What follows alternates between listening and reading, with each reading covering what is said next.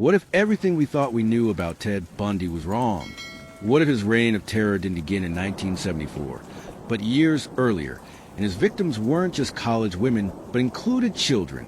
And what if the man who smiled on camera and flirted in court was hiding a body count that could be triple what he confessed to? This is a chilling truth the FBI never told us, until now. The stranger beside everyone. Ted Bundy wasn't a monster in the shadows. He was a clean-cut law student. He volunteered at a suicide prevention hotline. He shook hands with politicians. And he used all of that, every smile, every wink, every polite yes, ma'am, to hunt and kill.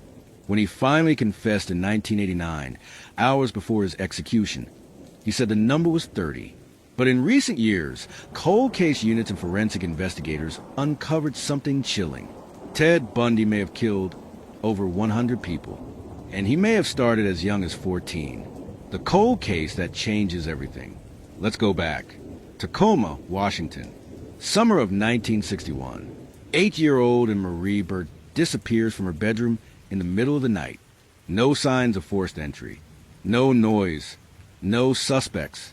The Burr family lived just 4 blocks from a shy, awkward teen named Ted Bundy. He was just 14 years old. For decades, police suspected it, but couldn't prove it. Ted denied it until his death. But now, retired detectives and new evidence suggest Bundy's official timeline may be a lie. He didn't begin killing in his 20s. He learned how to kill without leaving a trace, before he even had a driver's license. The DNA they couldn't ignore. In the 2000s, investigators reopened Bundy-related cold cases with one powerful new weapon, DNA forensics. A hair sample from the Karen Campbell murder in Colorado matched Bundy in 2011. Then came whispers. Could Bundy be tied to murders in California, in Oregon, in New Jersey? Yes, because Bundy drove across the country often. He left behind victims no one ever connected. Until now. One Utah detective said, "We stopped counting after 50. He studied law, so he could beat it." Ted Bundy didn't just study law. He used it. In court, he fired his defense attorneys and represented himself. Also he could access police files, handle crime scene photos, cross-examine surviving witnesses, touch evidence from the very murders he committed, and if that's not cold enough, in the middle of testimony, he proposed his girlfriend, Carolyn Boone, live in court. And here's the sick twist. Under Florida law, the proposal in a courtroom was legally binding. They were married while he was on trial for murder. She later gave birth to his child while he was on death row. The suicide hotline detail, no one believed. Here's something most people don't know. In 1971, Ted Bundy worked at a suicide prevention hotline in Seattle. He answered calls from people wanting to die, talked them down, comforted them, and at night, he stalked women, watched them from bushes, broke into their homes. His co-worker at the time, Ann Rule, former police officer and crime writer. She wrote The Stranger Beside Me, one of the most famous true crime books ever. She sat beside him for months, shared coffee, shared jokes. She said he once saved a woman's life over the phone, while having already taken others in real life. How many victims? He said, add a digit. In one of his final interviews with FBI agents, Bundy was asked, "How many did you kill, Ted?" His answer? You figure out. Add a digit to the number I gave you. He had publicly confessed to 30. But add a digit could mean 300. Is it possible? FBI profiler Robert Ressler said yes. After his death, FBI analysts began cross-referencing missing persons cases in Washington, Oregon, Utah, Colorado, and Florida with Bundy's travel records, vehicle rentals, gas station receipts, credit card logs, and unsolved murder MOs. The result? A map that spanned coast to coast, dotted with victims no one could definitively link to any other killer. The confession game he played until death. Bundy refused to give full closure. He confessed only what he wanted, when he wanted, to buy time. Every time an execution date came up, he remembered a few more victims. He knew the FBI wanted answers. He knew victim families were begging. And he enjoyed it. Even in death, Ted Bundy maintained control. And here's what's even darker. Despite the books, movies, documentaries, even Netflix hits, there are still victims out there buried in places only Ted Bundy knew about. No names, no bodies, no closure. The FBI still receives tips every year about women who vanished in the 70s and 80s, matching his pattern, matching his location. They believe Ted Bundy didn't just kill 30 or even 50. They believe he could be one of the most prolific serial killers in American history. And the world still doesn't know all his victims. But what if I told you Ted Bundy wasn't alone? What if evidence now suggests he may have had a silent accomplice in at least one state? Someone who helped clean crime scenes, destroy evidence, maybe even lured victims? What if someone close, helped him clean up blood, hide bodies, even lie to police? Recent details suggest that there was another person behind the curtain. And the most chilling part? The FBI may have known and looked the other way. This isn't a theory born from fiction. It's rooted in real testimonies, documented inconsistencies, and evidence the public wasn't shown for decades. The woman who knew too much, Carolyn Boone. Let's start with the most obvious suspect. Carolyn Boone, Ted Bundy's longtime girlfriend and eventually his legal wife. They met at the Washington State Department of Emergency Services, where they both worked, while Ted was pretending to be a concerned citizen helping with missing person cases. He was actively murdering young women. Carolyn Boone had unrestricted access to Bundy. She was present during key investigations, with him during 2 of his jail escapes, and the mother of his child, conceived while he was on death row in Florida. Prison guards later admitted that no one could explain how they were intimate. Rumors swirled. Was Boone bribing prison officials? One guard told a local reporter off record.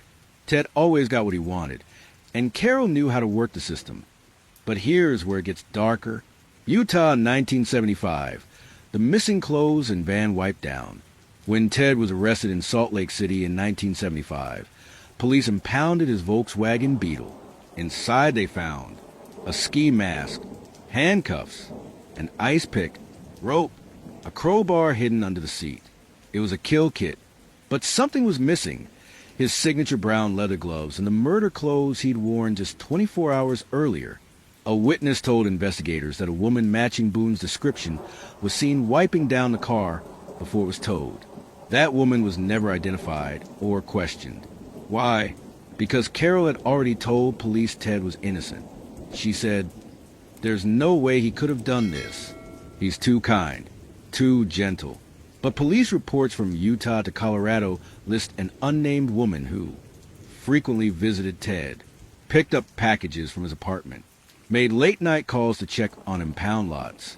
Was that Boone? The answer? We still don't know. Bundy's jail escapes. Someone had to help. Here's what no one can explain. Ted Bundy escaped not once, but twice from jail. His first escape came in 1977 in Aspen, Colorado. He jumped from a courthouse window, yes, a second-story window, and disappeared into mountains. But it's the second escape later that year that raises the real questions.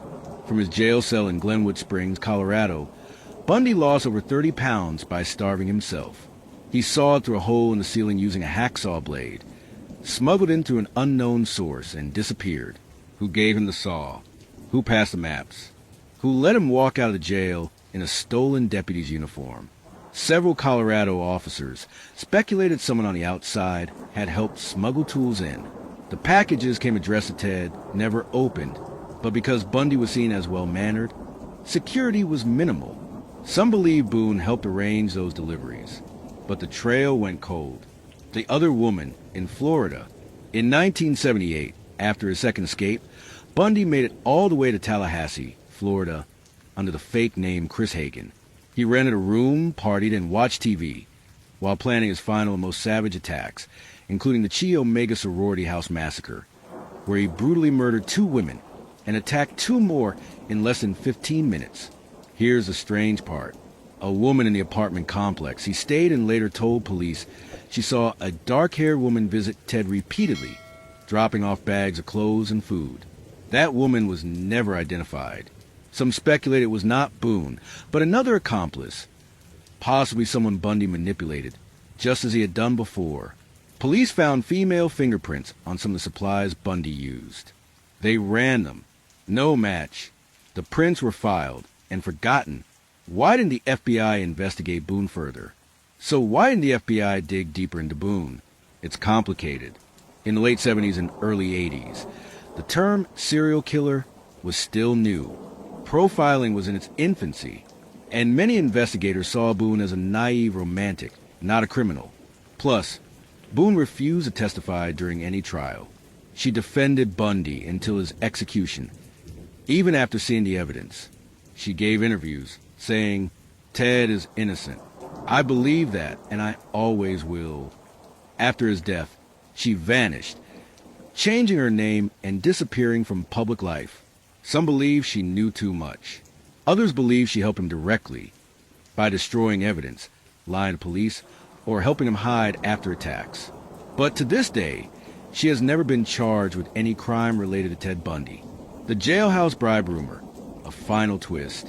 In 1981, while Bundy was still on death row in Florida, an anonymous prison staff member claimed Boone paid $500 to allow Bundy and her privacy in the visitation room.